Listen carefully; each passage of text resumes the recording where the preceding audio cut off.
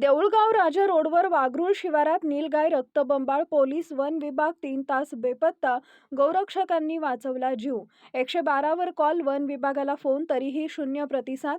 प्रशासनाच्या हलगर्जीपणामुळे जखमी नीलगाय मृत्यूच्या दाढेत. अखेर गौरक्षकांनी स्वतःच्या खर्चानं उपचार करून प्राण वाचवले.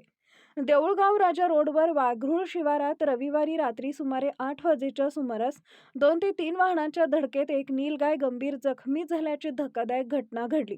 अपघातानंतर नीलगाय रक्ताच्या थारोळ्यात तडफडत पडलेली असताना प्रशासन मात्र अक्षरशः गायब होतं. घटनेची माहिती मिळताच गोरक्षकांनी तत्काळ घटनास्थळी धाव घेत 112 वर कॉल करून पोलिसांना माहिती दिली. मात्र तब्बल 3 तास उलटूनही एकही पोलीस कर्मचारी घटनास्थळी फिरकला नाही. यानंतर वन विभागाच्या कर्मचाऱ्यांना संपर्क केला असता प्रत्यक्ष मदत करण्याऐवजी वेगवेगळे मोबाईल नंबर देत गोरक्षकांची दिशाभूल करण्यात आली.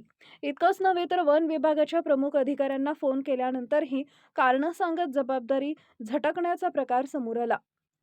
परिणामी रात्री 11:30 वाजेपर्यंत ना पोलीस ना वन विभाग कोणाचाही ठोस प्रतिसाद मिळाला नाही.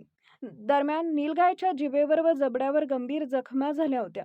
परिस्थिती गंभीर असल्यानं गौरक्षकांनी स्वतःहून जनावरांचा डॉक्टर बोलावून जागेवरच प्राथमिक उपचार केले. डॉक्टरांनी जखमांवर टाके घालून नीलगायचा जीव वाचवला.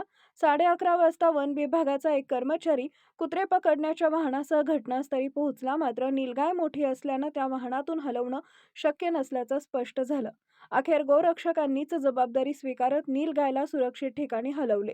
या संपूर्ण प्रकारामुळे परिसरातील नागरिक आणि गोरक्षकांमध्ये पोलीस प्रशासन व वन विभागाच्या बेजबाबदारपणाबद्दल तीव्र संताप व्यक्त करण्यात येत आहे.